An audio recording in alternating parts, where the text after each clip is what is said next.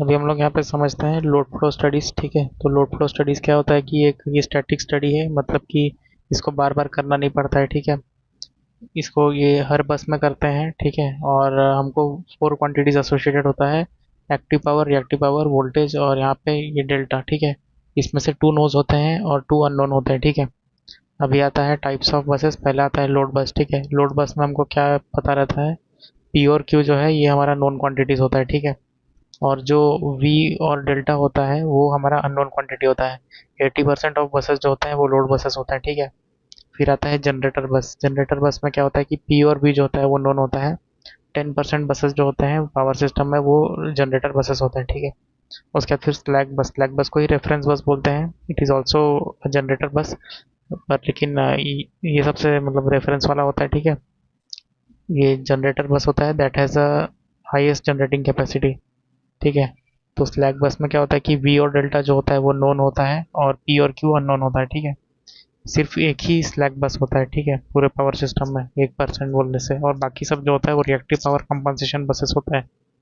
अभी matrix calculation जो होता है 2 टाइप्स का होता है, एक जेड बस होता है, एक वाई बस वाला होता है। ठीक है, जेड बस जो होता है वो यूज़ होता है इन फॉल्ट एनालिसिस। ठीक है, जो थेवेनिन थ्योरम लगा के करते हैं 1/z, because the diagonal elements of the Z बस मैट्रिक्स आर थेवेनिन इक्विवेलेंट। ठीक है, उसके बाद जो वाई बस मैट्रिक्स होता है इसी को बस एडमिटेंस मैट्रिक्स बोलते हैं, ये लोड फ्लो एनालिसिस में यूज़ होता है। ठीक है, तो यहाँ पे ये सपोज वाई बस मैट्रिक्स है। ठीक है, तो ये है नोड्स है 1 2 3, यहाँ पे वोल्टेज है V1 V2 और V3।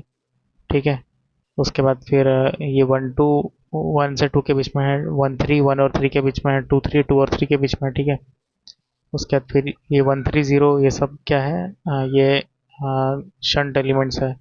ये एक्चुअली जो है ये पाई से रिप्रेजेंटेड है। ठीक है, अभी टोटल शंट एडमिटेंस ऑन बस वन अगर हम लोग देखेंगे, ठीक है, तो बस वन में टोटल शंट एडमिटेंस ऑन बस वन ये कितना है, 1 2 0 प्लस 1 3 0। ठीक है, ये बस वन में। फिर बस टू में अगर हम लोग देखेंगे तो क्या है, ये बस टू है, इसमें 2 1 0 प्लस 2 3 0, 2 1 0 प्लस 2 3 0। और जो बस थ्री है, ठीक है, इसमें क्या है, 3 1 0 प्लस 3 2 0। ठीक है, ये इतना हो गया।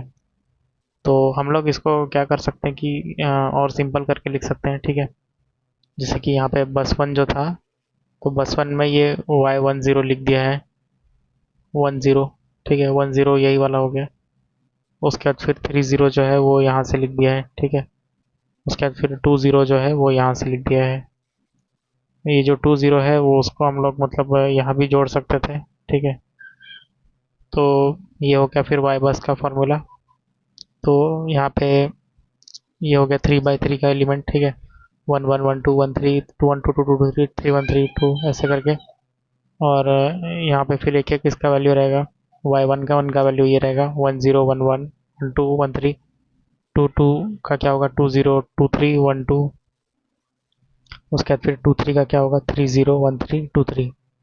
ये 1 2 और ये तो सेम है, 1 3 और ये भी सेम है, 2 3 और ये वाला भी सेम रहेगा। ठीक है, वाई बस मैट्रिक्स जो है वो सिमेट्रिक मैट्रिक्स होता है। ठीक है, तो मेजॉरिटी ऑफ जो बस होता है पावर सिस्टम वो डिसजॉइंट होता है, so y = 0। So majority of the elements of the Y bus matrix will be zero. तो इसी को क्या होता है, स्पार्स मैट्रिक्स बोलते हैं। ठीक है, in Y bus upper and lower triangle elements are always zero. तो ये जो है लोअर ट्रायंगल और ये अपर ट्रायंगल ये वाला ज़ीरो रहेगा। ठीक है, sum of all the elements of the row is equal to shunt admittance of the बस।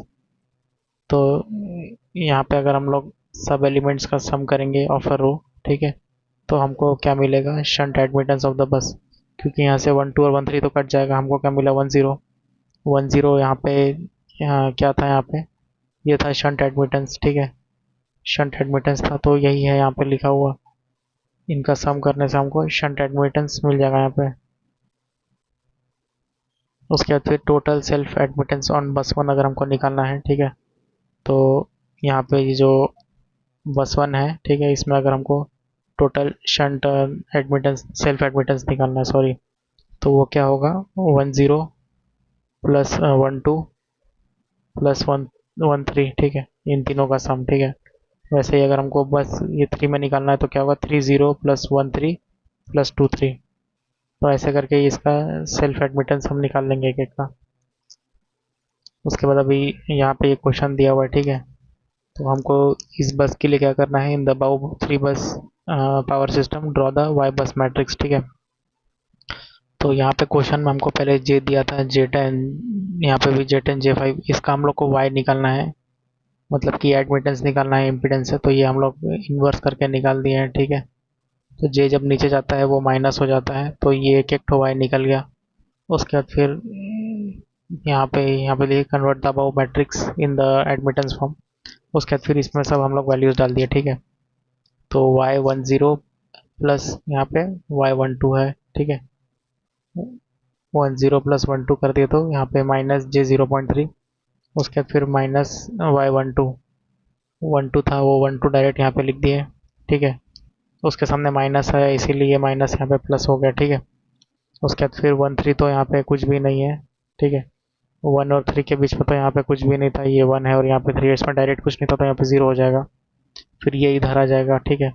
उसके बाद फिर इसका निकाल देंगे 2 से, 2023, और फिर क्या है 13 है, 13 तो था नहीं, तो 20। तो यहाँ पे क्या बचेगा, यहाँ पे तो यहाँ पे ये 23 था और ये 13 भी है, ठीक है। तो यहाँ पे ये माइनस J0.2 हो गया। तो यहाँ पे एक्चुअली ये जो 13 है, 13 की जगह पे ये 12 होगा, ठीक है। तो यहाँ पे 23 तो इतना हो गया माइनस J0.1, और 12 जो था वो भी माइनस J0.2, तो इसीलिए यहाँ पे माइनस J0.2 हो गया, ठीक है। फिर ये माइनस J0.1 हो गया, ठीक है। यहीं पे J0.1 आ जाएगा। उसके बाद फिर ये यहाँ पे बाकी का बचा हुआ जो है, उसके बाद फिर यहाँ पे ये 30 जो था ये माइनस J0.2 हो गया वो, प्लस यहाँ पे